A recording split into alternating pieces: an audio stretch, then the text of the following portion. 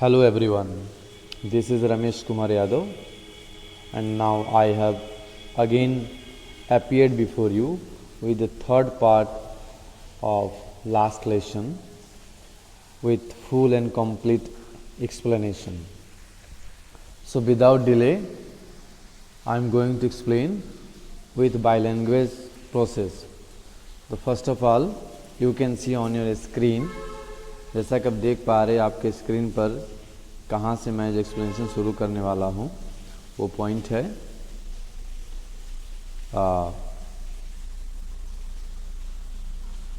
What a thunder clap these words were to me. देखिए जो words है ना ये फ्रांस के लिए था। एक्चुअली फ्रांस जो है उसको लग रहा था कि अभी बहुत समय है, मैं बहुत कुछ सीख लूँगा, लर्न कर लूँगा, बहुत समय है।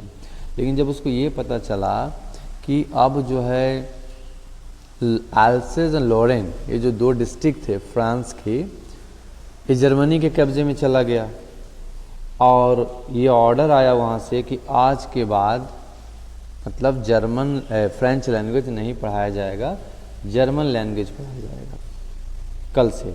तो ये बात सुन करके उसको बहुत एक थंडर क्लैप्स मतलब एक तरह बिजली से दौड़ गई उसके शरीर में और उसको वो शॉक लगा कि अभी तो मैं कुछ सीखा ही नहीं। और उसके बाद उसको एहसास हुआ क्या, oh the riches that was why they had put up at the town hall. Riches मतलब एक तरह का अपशगुन, ठीक है। तो यहाँ पर फ्रांस को लगा कि अच्छा आप समझ में आया कि वहाँ जो नोटिस बोर्ड पर जो चिपका हुआ था टाउन हॉल के पास वो क्या था। वो ये भी जान गया कि इसी नोटिस से संबंधित, इसी ऑर्डर से संबंधित था कि कल से जो है फ्रेंच लैंग्वेज नहीं पढ़ाया जाएगा, जर्मन पढ़ाया जाएगा। My last French lesson, why I hardly knew how to right.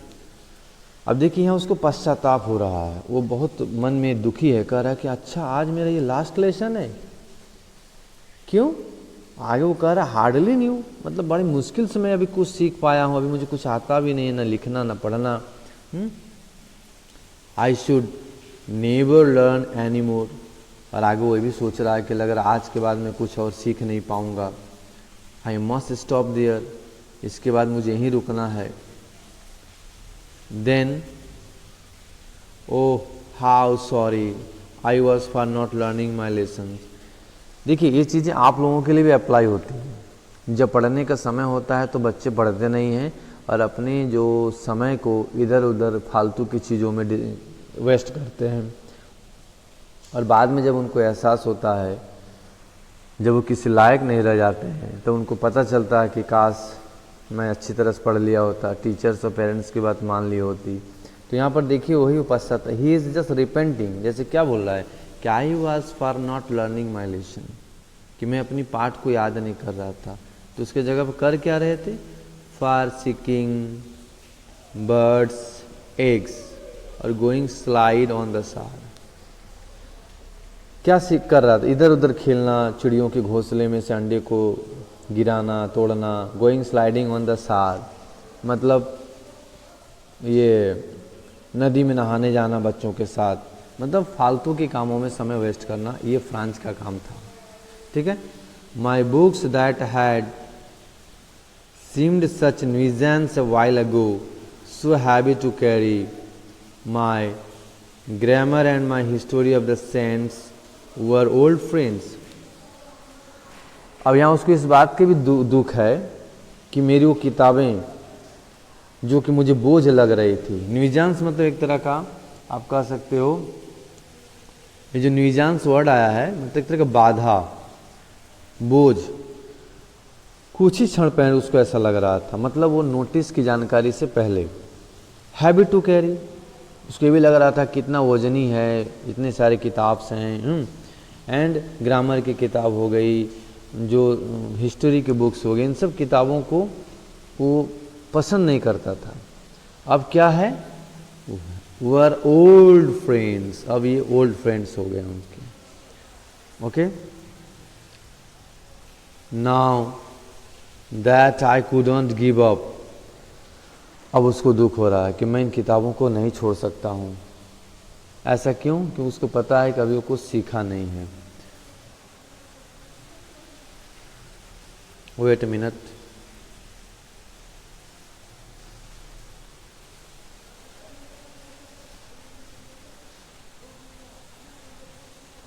M. Hamel to the idea that he was going away। जब फ्रांज को पता चला कि उसका टीचर एम हेमेल भी जा रहा है, that I should never see him again, और शायद अब मैं उन्हें कभी नहीं देख पाऊंगा। Mad me forget all about his ruler and how cranky he was. तो फ्रांज उन सारी चीज़ों को भूलने की कोशिश करता है कि उनके टीचर ने उनको जैसे डांटा होगा, क्लास में फटकार लगाई होगी, और उसके मन में एक भावना भी थी एम हेमेल के प्रति कि how cranky he was. Cranky में तो एक तरह से आप समझ लीजिए कि बहुत ही अजीब स्वभाव वाला व्यक्ति, शनकी कह सकते हो आप। ये सारी धारणाएं फ्रांस के मन में उसके टीचर के प्रति थी। Okay, poor man, it was in honour of this last lesson that he had put on his fine Sunday clothes। अब देखिए उसके मन में दया आ रही है, फ्रांस के मन में। He was just thinking about his teacher M. Hamel, poor man, and now the honor is creating in his heart। उसके हृदय में सम्मान जागृत हो रहा था, खास करके उस लास्ट लेसन के प्रति जो उसके टीचर पढ़ाने जा रहे थे।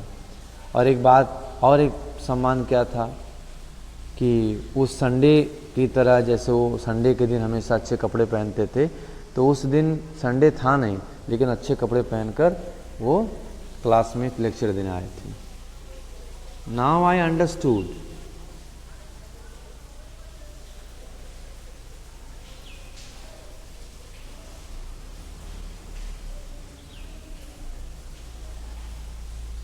Now I understood what, why the old men of the village were sitting there in the back of the room। अब फ्रांस को एक बात समझ में आ रहा है कि अच्छा क्या वजह थी कि इस दिन गांव के सारे बूढ़े बुजुर्ग लोग भी क्यों क्लास में आए हुए थे। It was because they were sorry too, ऐसा इसलिए क्योंकि उनको भी इस बात का दुख था, क्या कि that they had not gone to school more, क्योंकि ये लोग भी कभी विद्यालय नहीं गए थे, नहीं कभी फ्रेंच लैंग्वेज सीखने की कोशिश की थी। It was their way of thanking our master for his 40 years of faithful service। इसीलिए उस आखिरी दिन वो सब इकट्ठा हुए ताकि एम हेमेल को विदाई दे सके, क्योंकि उन्होंने 40 साल तक वफादारी पूर्वक उस स्कूल के लिए सेवा की, बच्चों के लिए सेवा की। मुझे लगता है बच्चों आप लोगों को समझ में आ रही होगी, क्योंकि मैंने हिंदी लैंग्वेज यूज़ करते हुए आपको समझा रहा हूँ, ये आपके लिए बहुत ही बेनिफिशियल होगा।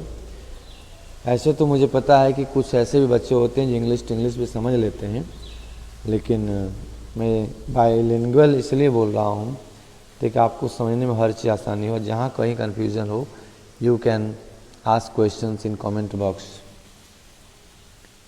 Of showing the respect for the country that was theirs no more। वो बूढ़े लोग इसलिए भी इकट्ठा हुए थे क्लास में क्योंकि उनको पता था कि आल्सेस लॉरेन अब आज के बाद हमारा नहीं रह जाएगा, ये जर्मनी का है, और प्लस यहाँ पर हमारी कल्चर को न पढ़ाया जाएगा न सिखाया जाएगा। I hope you all are getting me well.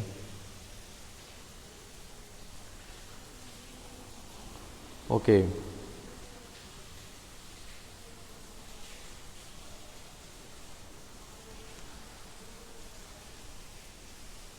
while I was thinking of all these,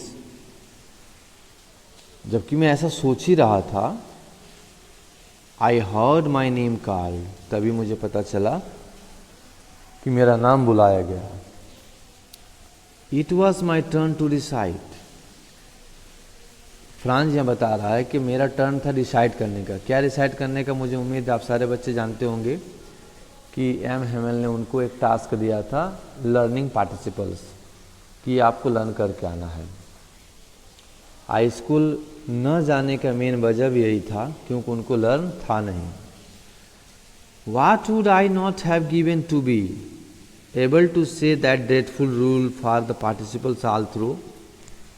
अब यहाँ देखिए फ्रांज मन में सोच रहा है कि यदि मैं जवाब नहीं दे पाया तो फिर उसको याद आ ड्रेडफुल रूल याद आ रहा है कि पार्टिसिपल अगर मैं नहीं बता पाया तो शायद मुझे डंडा पड़ेगी, मैं मार खाऊंगा। वेरी लाउड एंड क्लियर, वो भी कैसे बोलना है, जोर जोर से और स्पष्ट रूप से बोलना है। एंड विदाउट एनी मिस्टेक, बिना गलती किए बोलना है। But I got mixed up on the first words and stood there. लेकिन फ्रांज यहाँ बता रहा है कि मैंने आंसर को देने की कोशिश की लेकिन मिक्सअप दिया, मतलब इधर उधर मिला जुला के सही से आंसर नहीं दे पाया और वहीं खड़ा रहा। Holding on to my desk, मतलब फ्रांज जो है डेस्क को पकड़कर खड़ा था। माई हार्ट बीटिंग, उसकी दिल की धड़कन बहुत तेज हो गई थी। And not daring to look up, और उसको हिम्मत नहीं हो रहा था कि अपने टीचर की तरफ देखे। So dear children, up to this my explanation is going to end today, and next topic I will bring in next video, and I hope you will enjoy this video. Thank you very much everyone. God bless you all.